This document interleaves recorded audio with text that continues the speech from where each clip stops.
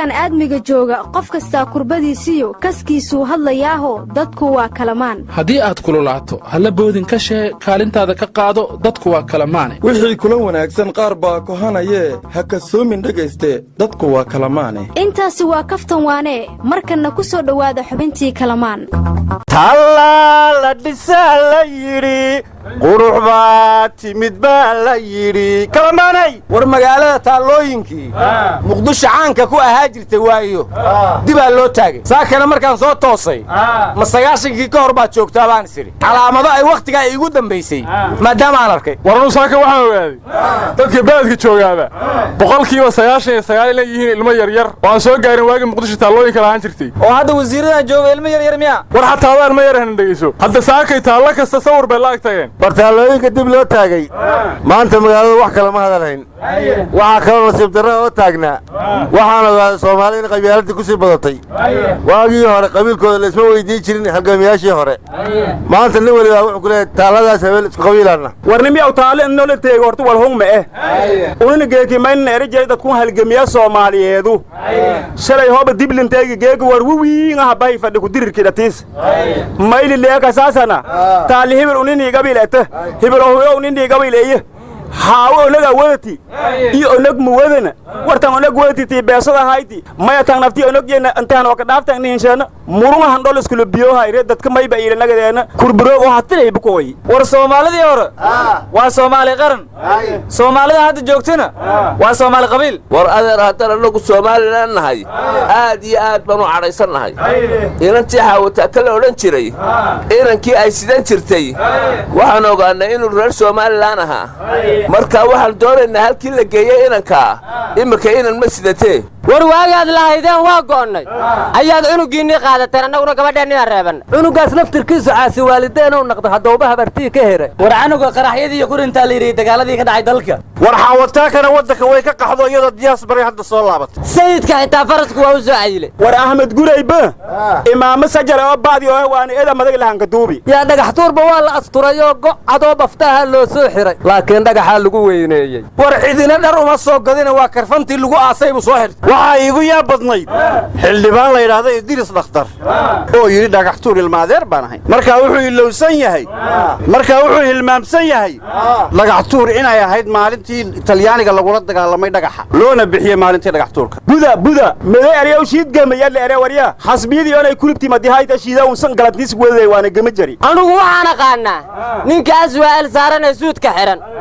waana Cabdullaahi Ciise xilligaasna wax suud xidhoon asaga aynu qaramada midoobe tagi jira ma jirin wartaallada aswaal waxay u taagan tahay aasaasayaasha xisbiga aswaal 13 laagada ee qof uma taagna war maana 13 kugu haysto hoosay ku sawiran yihiin war qabyaaladan dadweynaha ka sheegay miyaad hadda geedka noo keenteen wareedahay taallooyinkan horta waa taariikh wax kale uma taagna laakiin jahliga qabyaalada jahli kale oo aan ahayn oo jahli diimeedaha jira dad tiro badan baa waxay leeyihiin waxaan waa sanabiyada maxaa loo taagay sanabna waxa la yiraahdaa wixii la caabudo taallooyinkan lama caabudo waa taariikh horta waxaan idin dhihi lahaa taallooyinkan aad arkaysaan waa iska taariikh wax la caabudo maahine taallooyinkii horaa tixdeen tubgooyaadiina waa tabti taallooyinkii horaa tixdeen tubgooyaadiina waa tabti haye war taallooyinka maxaa idin daw dhigay waa wax qabadka ugu horeeyay nabadii nolol waraa waa idab daranta nabadii nolol ilaa waaga jawaari riday wax qabanayeen ma hadda bilowdo wax qabad xal qaado xildhibaano xal qaado war abwaan xildhibaan Cabdi Shirac Ayaar Shaal waa bedelay heestaas wuxuu ku bedelay xildhibaanadii hore xushmad qaata xalaal baa ahaydeen xushmad qaata kuwa hadda joogo xal qaata oo xoogaa qaata oo xigyar qaata marka waxay ugu dareedo u yiri xildhibaan Cabdi Shirac waxa la ii soo diray risaakay baarlamaanku inuu ka doodayo wax la yiraahdo hidaha qarsoon marka dhibka dalka ka jira Kenya badii haysata oo dalkii ku soo xad gudubtay ambaan darada taala maamul goboleedyada iyo dawladda iskhilaafsan waxa shaqo yaala maxaa noo keenay hidaha qarsoon baa ruuy war ma hidaha baa idin ka lumay warna miyaa uga ama geel jirad hoos lan dhigay waa leeri nabadii nolol walaa hoos dhigdi fadooyta dhaafisan war baarlamaanka jawaari hore u sheegay wuxuu yiri waxa loo socdaa aniga maan waa baarlamaanka sidii aan dhaco baarlamaanka wadan bayn war baarlamaanka arrimaha bulshada la horgeynaa birina rootiya la geynaa raqiis ay ka dhigayaan war baarlamaan rooti raqiisin kara kuma jooge dadkan beenta u sheegin oo yaan sokorta lagu qaaliyeen waraadaha baarlamaanku sidii baarlamaan fiican oo arrimo xasaasi ah ka hadlaya ayay dhahan saxaafadda ma ogolin marka waxaan la yaabanahay hidaha qarsoon ay ka doodayaan maxaa laga qarinayaa horta kaale hidaha qarsoon ma qabyaalada war qabyaalada tan isin laamiyal suruntiin ama la gari baarlamaankana waa ka qaybsateenba war laamiga waxa la suray waa taalooyin waad waalan tahay aryaadaha hidaya dhaqan waa lagu faani jiray hidahan qarsoon shimow noo yimid war wadanka soo ma ogidi inuu jinnala degan yahay oo hidda qarsoon male soo inaan ka doodna mahli annaga oo madaxii war adeer idinkaaba jina war nimayo waxaa la yidhi xigmad iyo murtiba gabaylahoon cidu dhaliilaynin oon xaraf ku socodsiinayoon toosin kala daalay marka hore bulshay waan tirshaalaysma caasiyo kalamaansa goortaan ku daro way isbedelayaaye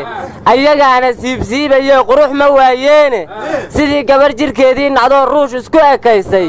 oo lacagtii daawada beryahan looga wada dhaartay oo haddana caddaan iyo madow toona noqon weysay ayuunbay ku dheeldheelayaan gabayadaydiiye wax kastoo xaqiiqaana waa lagu riyoodaaye shir jaraa'id waa noqon kartaa quura madaxeede madaxweynihii hore wuxuu dawladda u sheegay xiisiyo iswaal bay dadkii ku indhabeeleene laabla kucuna soomaalidu buur ka ridayaaye haddaan hawsha sii wado sidaan lama ahaadeene caloolxumada ii muuqataa siima socoteene inta jidadka goostoo shacbiga laamiga u diido taallaan dhisaynaa haddana uguma faaneene igu sawirta qaarkeedna waa laga xishoodaaye shaqo baarlamaan oo ma jirin iga dambaysaaye kenyana baddeennii markay soo hunguriyeysay anaa diiday wadahadalkii ay nugu baryaayeene waatay maxkamaddaan la koray qalabad beeleene dacwaddeennu meel fiican bay joogtay berigiiye mana sii wadaysaan haddaan fiirshay xaajada anigaa dhammaystirahayo ii qabyo ahayde ha ii taalla meesheeda waan soo noqonaya intaasaan ku soo koobaya ayaanan sii badinaan qadiyaad ka tagta waryaha markuu leeyahay meesheeda ha ii taallo ma asagaa iskale guludmiya yaa ka xiga u dhiga waaya wuxuu waa qarankana waa la ilaaliyaa waryaha taallooyinka maadaa iskale waa adiga hadda soo noolaysiiyey warna miya wiishooda qabiilanjiya dhimaatireeya war adeer ilmaha naga maqan noo keena waryaa waddanka laba kale ka soco meesha war waddanka ma qurba jooga waryaha qabyo ninkeeda dhamaysto